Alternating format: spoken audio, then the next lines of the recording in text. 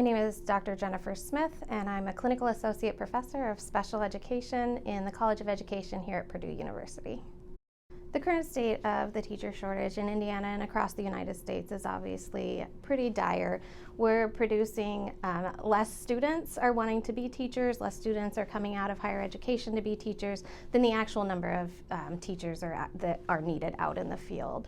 So obviously not having consistent teachers in the classroom who want to stay and who gain further knowledge with each year that they're in the classroom really impacts students. And we already know with the pandemic, the recent NAEP, or the National Assessment for Educational Progress Assessments, came back lower than they previously were to the pandemic. And so it exacerbates that. It can create even further loss if we're not careful and we're ensuring that the teachers are in the classroom for long periods of time.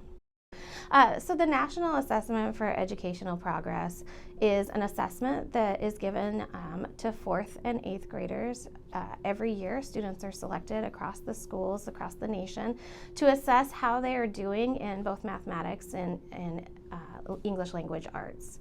And so that slide that they're seeing is that the scores are coming in lower than they were for our 4th and 8th graders previous to the pandemic.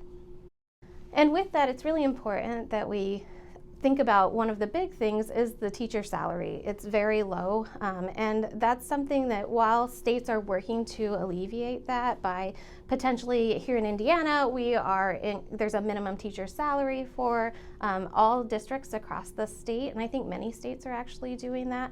But we have to think about the minimum salary in today's dollars isn't really the same amount that it was in 2019. So for example, the new minimum salary here is $40,000, which is a great step towards alleviating the low salary. But a $36,000 salary in 2019 in today's dollars would be worth over $42,000. My advice for parents would be to reach out to your child's teachers. Really get to know them, attend those open houses, send an email just to quickly introduce yourself. And I also would say, adding on to that, to perhaps remember to give grace to your child's teachers in the same manner that you would hope they or someone else would give you that grace as well. Just really creating those positive interactions with the teachers at the start will really help to build those positive family and student and teacher communications.